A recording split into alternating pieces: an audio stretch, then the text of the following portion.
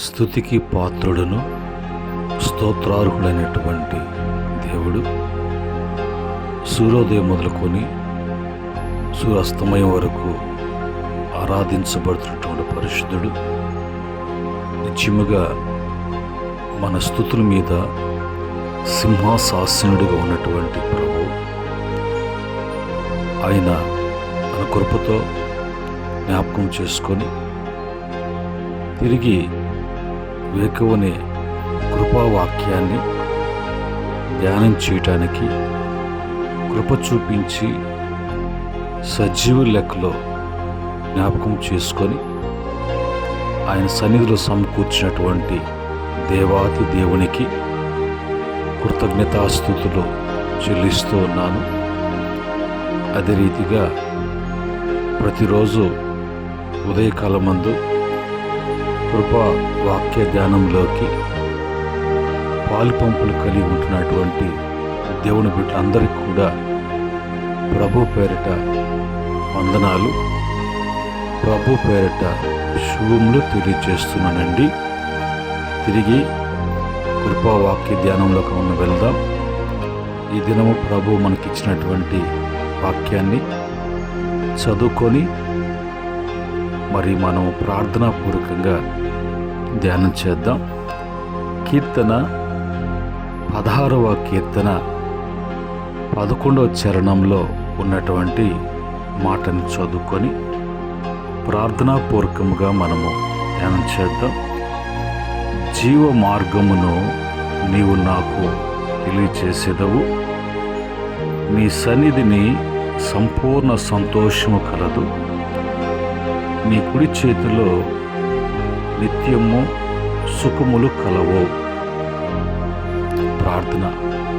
పరిశుద్ధుడా, మహోన్నతుడా, సర్వోన్నతుడా, సర్వశక్తిమంతుడా, జీవాధిపతి, జీవము కలిగినటువంటి మా రాజా, వేకునే నాయన నీ యొక్క కృపావాక్య ధ్యానాన్ని మేము ధ్యానం చేసుకోవటానికి, వేకునే మీ మాటలు మేము వినటానికి, ఆ మాటల చేత మేము బలపరచబడటానికి అయ్యా ఇచ్చినటువంటి దినాన్ని బట్టి సమయాన్ని బట్టి స్తుతిస్తున్నాం.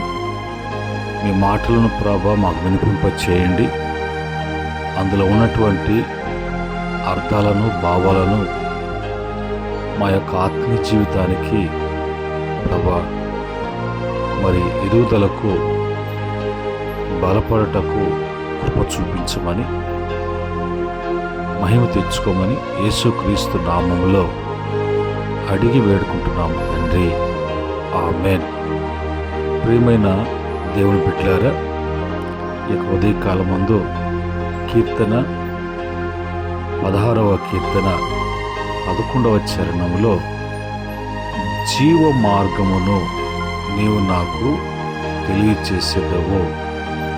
దేవుడు తెలియచేసేటువంటి మార్గము, చూపించేటువంటి మార్గము, నడిపించేటువంటి మార్గము జీవ మార్గమై ఉన్నవి. కనుక ఆ జీవ మార్గములో మన ప్రభువు నడిపిస్తూ ఆయన మనలను జీవింప చేయటానికి జీవము కలిగినటువంటి దేవుడు కాబట్టి, జీవముతో మనలో కూడా నింపినటువంటి ప్రభు కాబట్టి, ఆ జీవ మార్గములు తెలియచేస్తున్నప్పుడు, ఆ జీవ మార్గములు తెలియపరుస్తున్నప్పుడు, ఆ మార్గములను తెలుసుకొని ఆ మార్గములో మరి ప్రవేశించటానికి ఎప్పుడైతే ఇష్టపడుతూ ఉంటారో అలాంటి వారి యొక్క స్థితి ఎలాగుంటుందో అనేది కింద చెప్తాడు. నీ సన్నిధిని సంపూర్ణ సంతోషము కలదు, నీ కుడి చేతిలో నిత్యము సుఖములు కలవు అని అంటాడు. కనుక ఈ జీవ మార్గంలో తెలియచేసినప్పుడు, జీవ మార్గములో నడిపించబడుతున్నప్పుడు, ఆ జీవ మార్గము దేవుని యొక్క సన్నిధిలో దేవుని యొక్క సన్నిధికి నడిపించేదిగా ఉంటుంది. కనుక ఆ జీవ మార్గములో గుండా జీవ మార్గములో నుండి దేవుని సన్నిధికి నడిపించబడుతున్నప్పుడు దేవుని సన్నిధిలో ఉన్నటువంటి జీవ మార్గంలో నడుచుకుంటూ ఉన్నప్పుడు సంపూర్ణమైనటువంటి సంతోషము అనేది కలిగి ఉంటారు. ఎందుకంటే ఆయన సన్నిధిలో తన బిడ్డలకు కావాల్సిన అన్నిటిని కూడా ఆయన ఇచ్చి తృప్తిపరిచేవాడు. ఆయన సన్నిధికి రాకుండా, ఆయన సన్నిధిని చూడకుండా, ఆయన సన్నిధిలో నివసించకుండా ఎవరు కూడా జీవం కలిగి ఉండరు. భక్తులంతా కూడా దేవుని సన్నిధిని గురించే దేవుని సన్నిధిలో ఉంటూ వాళ్ళు జీవించినట్లుగా వాళ్ళ యొక్క జీవితాలను ఆయా సందర్భాలలో వాళ్ళు తెలియపరిచారు. అలాగనే దేవుని యొక్క సన్నిధికి వస్తున్నటువంటి తన బిడ్డలు, జీవ మార్గంలో నడుచుకున్న బిడ్డలకు ఆయన సుఖపడేటట్లుగా చేస్తాడు. సుఖము అంటే సుఖపడటానికి మానవుడు ఎన్నో ప్రయత్నాలు చేస్తూ ఎన్నో అనేకమైనటువంటి ప్రదేశాలు తిరుగుతూ అందులో సుఖము అనేది సుఖపడము అనేది సుఖపడటానికి ఎన్నెన్నో మరి కొంటూ ఉంటాడు, ఎన్నెన్నో కొని తెచ్చుకుంటూ ఉంటాడు. ఎన్నో తెచ్చుకొని మరి దాన్ని బట్టి వాటిని చూసుకుంటూ వాటిని చేసుకుంటూ వాటిని కలిగి ఉంటూ సుఖపడాలని చూస్తాను. కానీ మానవుని ప్రయత్నము వ్యర్థమని ప్రభు చెప్తున్నాడు. ఏది జరగాలన్నా, ఏది జరిగించాలన్నా, ఏది కావాలన్నా, ఏది పొందుకోవాలన్నా, ఏది అనుభవించాలన్నా జీవాధిపతి అయినటువంటి దేవుని వలనే సాధ్యం. దీనికి యేసు ప్రభు వారు ఒక మాట యోహాను సువార్త 14వ అధ్యాయము 6వ వచనంలో ప్రభు అంటారు, నేనే మార్గమును సత్యమును జీవమును. అంటే ఆ మార్గాన్ని తెలియచేయటానికి, తెలియపరచడానికి ప్రభువారు ఈ లోకానికి వచ్చి ఆ జీవమేంటో, ఆ జీవ మార్గం ఏంటో, ఆ మార్గం ఎవరై ఉన్నారు, ఆ జీవం ఎవరై ఉన్నారు, ఆ సత్యం ఎవరై ఉన్నారు అది తెలియపరచడానికి యేసు ప్రభు వారు ఈ లోకానికి ఆయన వచ్చి సర్వ మానవాళికి తెలియపరిచారు. కనుక ఆ క్రమములో మనము సంపూర్ణ సంతోషం కలిగి ఉంటాం. మరి నిత్యము ఆయన వలన సుఖపడుతూ ఉంటాం. మన మార్గము యేసయ్యే అయి ఉన్నప్పుడు నిత్య జీవములో కూడా మనం ప్రవేశించేటువంటి వారుగా ఉంటాం. దానికి మరి ప్రభువారు ఈ లోకంలో ఉన్నప్పుడు ఆయన చెప్పినటువంటి బోధలలో, కొండ మీద ప్రసంగములో ప్రభు చెప్పినటువంటి మాటల్లో మత్తయి సువార్త 7వ అధ్యాయం 13-14 వచనములో 2 మార్గాల గురించి, ద్వారముల గురించి చెప్పారు. ఒకటి విశాలము అన్నారు, రెండవది ఇరుకు అన్నారు. విశాల మార్గములోకి ప్రవేశించేటువంటి వారు, కోరుకున్నటువంటి వారు, పరుగులు తీసేటువంటి వారు ఉంటారు. కానీ అది నాశనానికి నడిపించేదిగా ఉంటుంది. అది వెడల్పుగాను విశాలంగా ఉన్నప్పటికీ కూడా అది నాశనానికి, పతనానికి. అయితే ఇరుకు ద్వారం ఉన్నది కదా, అది ఒకవేళ అది ప్రవేశించటానికి సంకుచితంగా ఉన్నా, కష్టతరంగా ఉన్నా అందులో జీవం ఉన్నది. అది ఆ ద్వారము జీవం కలిగినటువంటి ద్వారము. ఆ ద్వారంలో ప్రవేశించేవారు బహు తక్కువ అని ప్రభువారు అంట. కనుక ప్రియమైన దేవుని బిడ్డలారా, ఇప్పుడు మనము ఈ వాక్యాన్ని బట్టి ఎలాంటి మార్గాలు ఎన్నుకుంటున్నాం, ఏ మార్గంలో ఉండి నడుచుకుంటున్నాం, అది కరెక్టేనా, సరి అయినా అనేది గ్రహింపులోకి వచ్చినప్పుడు ఆ యొక్క జీవ మార్గంలోకి నడవటానికి దేవుని వాక్యాన్ని బట్టి ఎలాగ నడవగలము, ఎలాగ నడుచుకోగలము, నడవాలంటే ఏ విధంగా, ఎవరు నడిపిస్తారు, నడవటానికి నేను ఏం నేర్చుకోవాలా అనేది వాక్యం ఎద్దుకు వచ్చినప్పుడు వాక్యం మనకు నేర్పిస్తున్నటువంటి పాఠాలు. సామెతల గ్రంథము 6వ అధ్యాయం 23వ వచనంలో ఆ పైన 20 నుంచి 22 వరకు చూసినప్పుడు అక్కడి నుంచి ప్రారంభించినటువంటి మాటలు చదువుకుంటూ వచ్చినప్పుడు 23వ వచనములో ఆజ్ఞ దీపముగాను ఉపదేశం వెలుగుగాను ఉండును. కనుక మనకు ఉపదేశము ద్వారా ఆ మార్గాలు బోధించబడుతూ ఉంటాయి. ఉపదేశములో మనకు ఆజ్ఞలు అనేటువంటివి ఉంటాయి. ఈ యొక్క ఆజ్ఞలో, ఉపదేశములో ఆజ్ఞ ఎలాగుంటాయంటే శిక్షణ ఇచ్చేటట్లుగా శిక్షార్థమైనటువంటి గద్దింపులతో కూడా ఉంటాయి. కాబట్టి అది జీవ మార్గము అనేది దేవుని వాక్యం సెలవిస్తుంది. కనుక ఈరోజు ఆ క్రమంలో మనము నేర్చుకునేటువంటి వారముగా, ఆ క్రమంలో ప్రభు మనకు నేర్పిస్తూ ఉండగా, తెలియచేస్తూ ఉండగా మనము అందుకు ఇష్టపడాలి, అందుకు అలవాటు కావాలి, ఆ విధంగా అన్వయించుకోవటం నేర్చుకోవాలి. అలాగనే సామెతల గ్రంథము 10వ అధ్యాయము 17వ వచనములో ఉపదేశం అంగీకరించువాడు జీవ మార్గములో ఉన్నాడు, గద్దింపునకు లోబడిన వాడు త్రోవ తప్పిపోవును. కనుక ఆజ్ఞ, శిక్షార్థమైన ఈ గద్దింపులకు కొంతమందికి అది వాళ్ళకి లోబడటం కానీ, అలాగా అంగీకరించటం కానీ వారికి ఇష్టం ఉండదు. కనుక వాళ్ళు త్వరగా త్రోవ తప్పి వాళ్ళు పడిపోవటానికి, పాడు కావటానికి దారితీస్తుంది.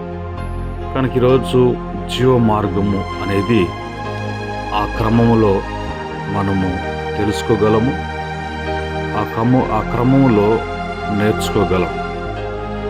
తర్వాత బైబిల్ చెప్పేటువంటి మాట, బైబిల్ నుంచి మనము నేర్చుకోవాల్సినటువంటి విషయాలకు వచ్చినప్పుడు మరి దేవుని వాక్యము ఏమని సెలవిస్తున్నది అని చూసినప్పుడు నీతి మార్గములో జీవమున్నది, మరి అందులో మరణము అనేది లేదు. సామెతల గ్రంథము 12వ అధ్యాయము 28వ వచనములో నీతి మార్గమునందు జీవము కలదు, దాని త్రోవలో మరణమే లేదు అనేది రాయబడింది. కనుక మన మార్గంలో నీతి, నిజాయితీ అనేది ఉన్నప్పుడు ఆటోమేటిక్గా అది జీవము కలిగినటువంటి మరి వాతావరణము కల్పిస్తుంది. ఇలాగా మరి బైబిల్లో ద్వితీయోపదేశ కాండము 5వ అధ్యాయము 33వ వచనంలో చూసినప్పుడు, కాబట్టి మీరు కుడికే గాని ఎడమకే గాని తిరగక మీ దేవుడైన యెహోవా ఆజ్ఞాపించున్నట్లు చేయుటకు జాగ్రత్త పడవలెను. మీరు స్వాధీనపరచుకునబోవు దేశములో మీరు జీవించుచు మేలు కలిగి దీర్ఘాయుష్వంతులగునట్లు మీ దేవుడిని యెహోవా మీకు ఆజ్ఞాపించిన మార్గములన్నిటిలో నడుచుకునవలెను. ఇది క్రమం.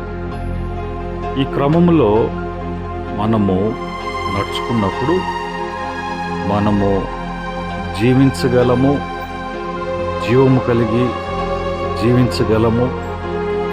జీవ మార్గములోకి మనం నడుచుకుంటున్నప్పుడు మేలు అనేది, దీర్ఘాయుష్వంతులై ఉండడం అనేది, నీతిని బట్టి ఫలింపు అనేది మరి అది దేవుని వలన కలుగుతుంది. ఇట్టి స్థితి మనకు దేవుని వలన కలుగుతుంది. కాబట్టి దేవుడు మనకై ఇచ్చినటువంటి ఈ యొక్క మార్గము పోగొట్టుకోకుండా, అందులో నడవకుండా, వెనకడుగు వేయకుండా ముందుకు సాగుతున్నప్పుడు ప్రభు కార్యాలు మనం చూడగలం. అలాగనే 1 యోహాను పత్రిక మరి 5వ అధ్యాయంలో చూసినప్పుడు, 4వ అధ్యాయంలో చూసినప్పుడు అక్కడ మరి జీవ మార్గం గురించి రాయబడింది. అందులో ఒక మాట మరి 1 యోహాను పత్రిక 5వ అధ్యాయం 11వ వచనంలో, దేవుని కుమారుని అంగీకరించువాడు జీవము గలవాడు, దేవుని కుమారుణ్ణి అంగీకరింపని వాడు జీవము లేనటువంటి వాడు.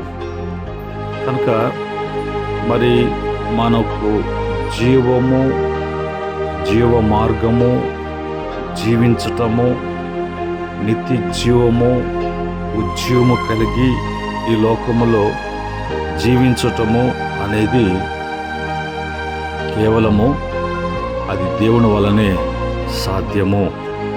అందుకనే మరి ప్రభు కూడా ఇవన్నీ బోధిస్తూ ఒక మాట ఏమని రాయించారంటే, సామెతల గ్రంథము 15వ అధ్యాయము 24వ వచనములో, క్రిందనున్న పాతాళమును తప్పించుకున్న వలనని బుద్ధిమంతుడు పరమునకు పోవు జీవ మార్గమున నడుచుకును. అంటే టోటల్గా బుద్ధి అనేది, జ్ఞానము అనేది కలిగి ఉన్నటువంటి వారిగా ఉన్నప్పుడు ఇవన్నీ కూడా అర్థం చేసుకొని నడుచుకోగలరు. అందుకనే భక్తులు అన్నారు, ప్రభా నీ శాసనములో ఉన్నటువంటి కట్టడలను అనుసరించున్నట్లు నాకు బుద్ధి దయచేయము అని భక్తులు అన్నారు. ఈ మాటలను బట్టి ప్రియమైన దేవుని బిడ్డలారా, మనము మరి జీవ మార్గం గురించి చెప్పుకుందాం. జీవ మార్గం గురించి ప్రభు మాట్లాడారు. ఆ జీవ మార్గంలో ఉన్నటువంటి నీ జీవితంలో సంపూర్ణ సంతోషము, సుఖమును, మేలును, దీర్ఘాయుష్ను కలిగి ఈ లోకంలో ప్రభు కొరకు, ప్రభు మహిమార్థము కొరకు జీవించటానికి, ఆ మీదట నిత్య జీవములో మరి యుగయుగాలు నిరంతరము ప్రభుతో కూడా జీవించే జీవితము యేసుక్రీస్తు ద్వారా ప్రతి ఒక్కరికి కూడా అనుగ్రహించబడి ఉన్నది. ఇట్టి స్థితి మరి ప్రభు ఇవ్వటానికి ఇష్టపడుతున్నాడు. ఈ మాటలను బట్టి ఇట్టి స్థితి కోరుకున్న బిడ్డలు వాక్యాన్ని బట్టి సరి చేసుకోవటానికి, సరిదిద్దుకోవటానికి ప్రభు సన్నిధిలో తీర్మానం చేసుకోండి. మీ కొరకు నేను ప్రార్థన చేయబోతున్నాను. జీవాధిపతి అయినటువంటి ప్రభువా, జీవ మార్గమైనటువంటి మా దేవ, మార్గము, సత్యము, జీవము నేనే అని తెలియజేసినటువంటి ప్రభు, ఉదయకాలం మందు జీవ మార్గం గురించి మీరు మాట్లాడారు. ఆ మార్గం నడవటం ఎలాగా, ఆ మార్గం తెలుసుకోవటం ఎలాగా, ఆ మార్గంలో నిలిచి ఉండడం ఎలాగా, అందులో ఉండి ఎలాగా ప్రవర్తించాలో, ఎలాగా జీవించాలో, ఎలాగ నడుచుకోవాలో విషయాలన్నీ కూడా బహుతేటగా మీరు మాట్లాడినందుకై మేము స్తుతిస్తున్నాం తండ్రి. ఈ యొక్క మాటలు ఎంతమంది బిడ్డలు వింటున్నారో, ఎన్ని ప్రాంతాలకు ఈ మాటలు వెళ్తున్నాయో వాళ్ళందరూ కూడా జీవింపచేయండి, జీవాన్ని అనుగ్రహించండి. జీవమార్గం నడుస్తూ బిడ్డలు సుఖపడటానికి, ప్రభా సంతోషముతో మేలు అనుభవించడానికి దీర్ఘాయుష్ను అనుగ్రహించమని యేసుక్రీస్తు నామములో అడిగి వేడుకుంటున్నాము తండ్రి, ఆమేన్. పరమ తండ్రి, దేవుని ప్రేమ, రక్షకుడైనటువంటి యేసుక్రీస్తు వారి యొక్క కృప, పరిశుద్ధాత్మ యొక్క అన్యోన్య సహవాసం, ఈ యొక్క ఉదయకాలపు కృపావాక్య ధ్యానము వింటున్నటువంటి ఈ యొక్క పాలుకుంపులు కలిగినటువంటి బిడలకును, సకల పరిశుద్ధులకు, ఆయన దాసులకును సదా తోడే ఉండి నడిపించునుగాక. ఆమేన్.